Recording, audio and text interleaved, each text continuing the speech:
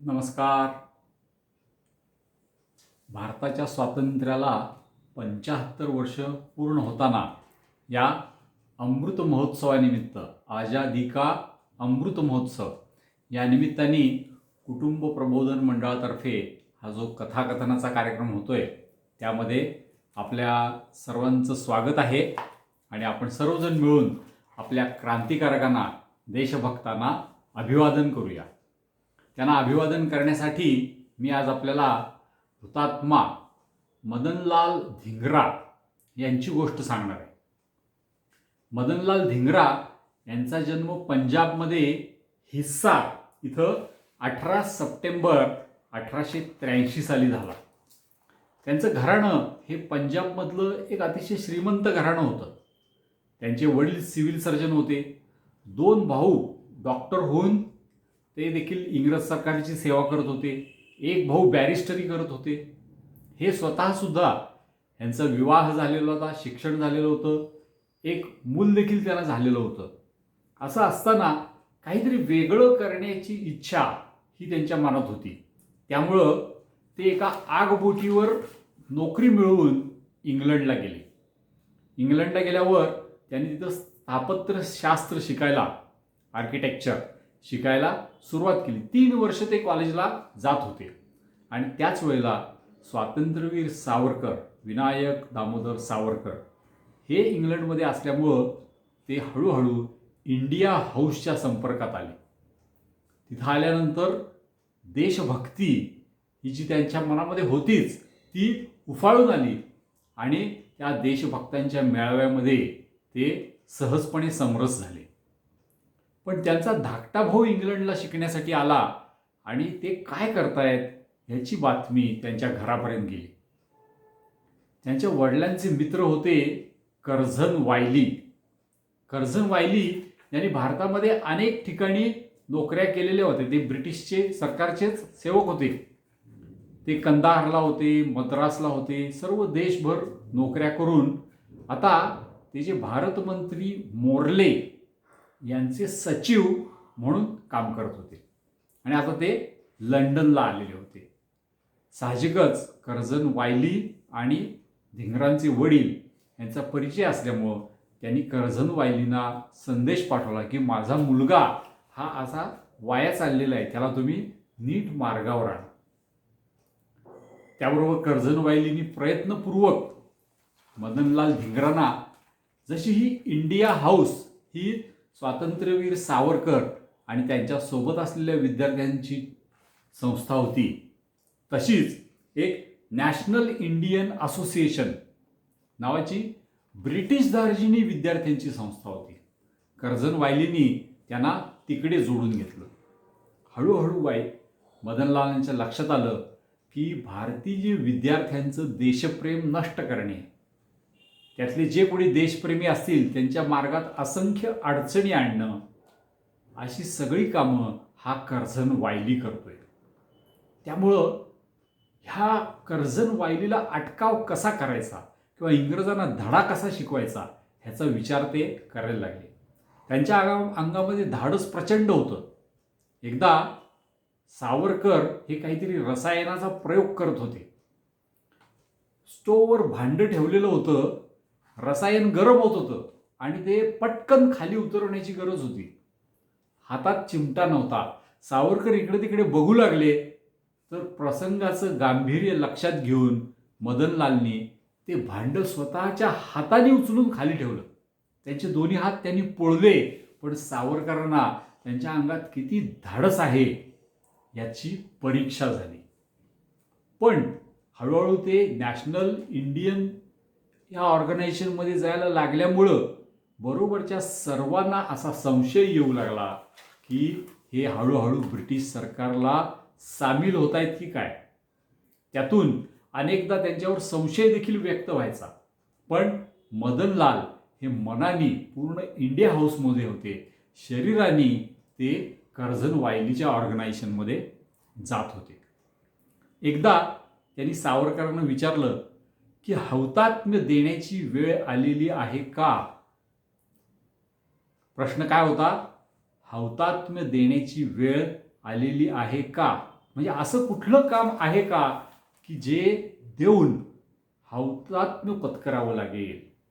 यावर सावरकरांनी त्यांना उत्तर दिलं, एखाद्या हुतात्म्याचा तसा निश्चय झालेला असेल आणि तो सिद्ध झालेला असेल तर हौतात्म्याची वेळ आलेली असलीच पाहिजे. लगेच मदनलालनी तयारीला सुरुवात केली. त्यांनी 2 रिव्हॉल्वर विकत घेतली. त्यातलं एक 8 बारी म्हणजे 8 गोळ्या चालवणारं होतं, दुसरं 6 बारी होतं. काडतुसे घेतली आणि फन लँड नावाचं एक प्रशिक्षण केंद्र होतं, जिथं तुम्ही ही रिव्हॉल्वर चालवायला शिकू शकत होता, त्याची प्रॅक्टिस करू शकत होता. अशा ठिकाणी ते जायला लागले. 2 महिने सतत त्यांनी तिथं कसून सराव केला आणि ते नेमबाजीमध्ये अगदी प्रवीण झाले. त्यांच्याकडे लायसन्स देखील होतं त्याचं. कर्झन वायली बरोबरच्या भेटी ह्या सुरूच होत्या आणि तितक्यात एक तार सावरकरांना येऊन मिळाली की बाबाराव सावरकरांना अटक झालेली आहे आणि त्यांना शिक्षा झालेली आहे. हे ऐकल्यानंतर सगळे तरुण चवताळून उठले. आता काहीतरी करायला पाहिजे. मदनलालनी पण ठरवलं आणि कर्झन वायलीचा कार्यक्रम असलेल्या एका हॉलमध्ये जायचं आणि तिथे वायलीला मारायचं असं त्यांनी ठरवलं. ते सगळी तयारी करून गेले, पण नेमके ते त्या हॉलमध्ये पोचले त्यावेळी हॉलचे दरवाजे बंद झालेले होते. ते चरफडत परत आले. आता मात्र त्यांना दुसरी संधी मिळाली. ही जी असोसिएशन होती, नॅशनल इंडियन असोसिएशन, त्याच्या वर्धापन दिनाचा कार्यक्रम हा जुलै महिन्यात होणार होता. 29 जूनला ते सावरकरांना भेटले, सावरकरांचा आशीर्वाद घेतला आणि 1 जुलै 1909 इथल्या जहांगीर हॉल, हा एक लंडनमधला हॉल होता, त्या हॉलमध्ये या कार्यक्रमाला ते पोचले. कार्यक्रमामध्ये काही भाषणं होती, गप्पा गोष्टी होत्या, जेवण होतं. कारण ती ब्रिटिश धार्जिनी विद्यार्थ्यांची संघटना होती, त्यामुळे सर्व गोष्टींची रेलचेल होती. रात्रीचे 11 वाजले. सगळेजण निवांत गप्पा मारत होते आणि अशावेळी थोडे एका बाजूला कर्झन वायली आणि मदनलाल धिंगरा हे समोरासमोर आले. मदनलाल हे एक हात खिशात ठेवून वायलीच्या जवळ गेले आणि त्याच्या कानात काहीतरी सांगण्याचा बहाणा त्यांनी केला. कर्झन वायली जसा त्यांच्याजवळ झुकला तसं खिशातलं पिस्तूल त्यांनी काढलं आणि एका पाठोपाठ एक गोळ्या ह्या वायलीवर चढवल्या. 2 गोळ्यांपैकी एक गोळी डोळ्यात घुसली, एक डोळ्याच्या बाजूला डोक्यात घुसली आणि वायली तिथून मागं सरकला. तो थोडा मागं सरकल्यानंतर वायली त्याच्यावर अजून 2 गोळ्या चढवल्या. आता मात्र वायली हा खाली पडला. मदनलाल हे अतिशय शांत होते. त्यांचा चेहरा उग्र झालेला नव्हता. कर्झन वायलीशी त्यांचे अतिशय चांगले संबंध होते. तो त्यांच्या वडिलांचा मित्र होता, पण तो भारताचा शत्रू होता. व्यक्तिगत कुटुंबाचा मित्र जरी असला तरी तो भारताचा शत्रू होता आणि ते शत्रुत्व, देशासाठी असलेलं शत्रुत्व हे मदनलाल धिंगरांनी बाळगलेलं होतं. तो जो सूड होता तो पूर्ण केलेला होता आणि त्यांचं सावज असलेला कर्झन वायली हा त्यांच्या समोर मृत होऊन पडलेला होता. एक कावसलाल काका नावाचा भारतीय डॉक्टर तिथे होता. तो मदनलालांच्या अंगावर धावून आला.